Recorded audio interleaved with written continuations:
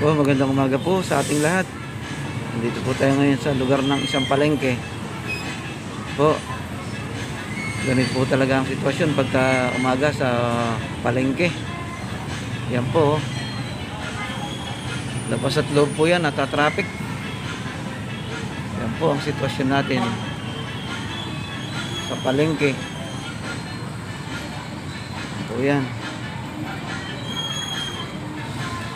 Po, ang sitwasyon sa palengke araw-araw pag umaga, lalo na po pagka may okasyon. Yan, wala pa pong okasyon yan, pero yan na po yung nagiging sitwasyon.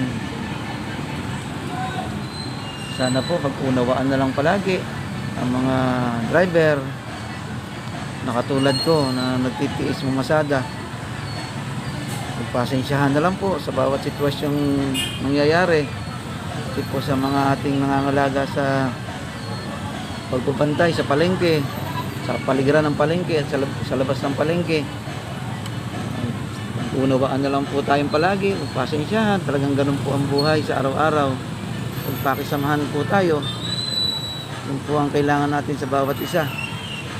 Huwag na po natin tignan yung pagkakamali ng bawat isa. Pasensyahan na lang po. Unawaan, magbigayan. Yan po. Talagang napakahirap po ng sitwasyon. Lalo na po pagka nagkakaroon ng mga traffic. Iwasan na lang po natin yung pagiging mainitin ng ulo. Kaya mag-unawaan na lang po. Tayo lang din naman po yung magkakaintindihan eh. Kaya naman pong kailangan pong maging problema sa bawat isa. Yan po.